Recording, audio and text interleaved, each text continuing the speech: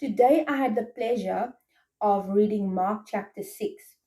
It contains stories of how Jesus, when he was on earth, he did miracles and he healed people and he even walked on water.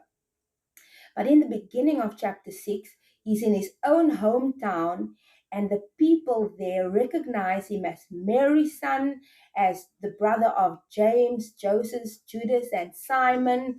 And they know his sisters, and they also know that he's a carpenter. So, because they know all these things about Jesus, they limit him to his earthly identity, the family he comes from, and the job that he does. And that was a problem. That is called unbelief. Jesus marveled at the people's unbelief, the people of his hometown. Now, if we cross reference that with 2 Corinthians 5, verse 16, it says, "Therefore, from now on, we regard no one according to the flesh. Even though we have known Christ according to the flesh, yet now we know him thus no longer."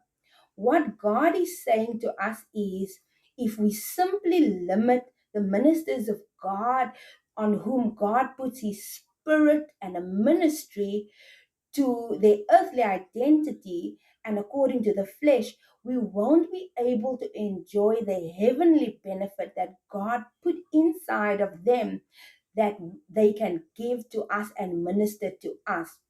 So it is important that we look at God, at Jesus Christ, and even at his ministers, his disciples whom he sends, through the eyes of faith.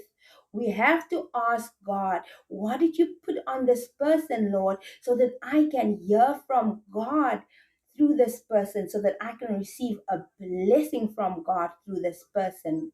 Now, in the end of, or at the end of the Mark chapter 6, it says, when they had crossed over, they came to the land of Gennesaret and anchored there. And when they came out of the boat, immediately the people recognized Jesus and ran that whole surrounding region through that, and began to carry about on beds those who were sick to wherever they heard he was. Wherever he entered, into villages, cities, or the country, they laid the sick in the marketplaces and begged him that they might just touch the hem of his garment. And as many as touched him, they were made well. So it's simple. If we see God's ministers and Jesus through the eyes of God, what God is doing through them, we will have so much benefit.